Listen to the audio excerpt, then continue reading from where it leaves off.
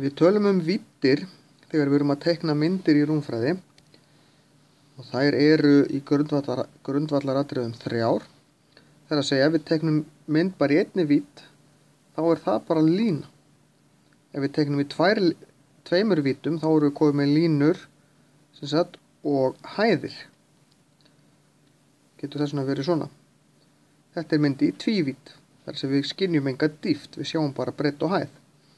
En ef við erum komin með mynd í þrívídd, bætum þriðju dýptinni við, þá erum við komin með dýptin í myndina.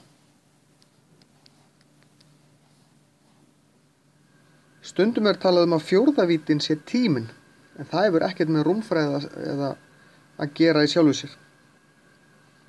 En þetta eru sem sagt 1 vídd, 2 vídd og svo 3, eða það sem kallað er þrívídd.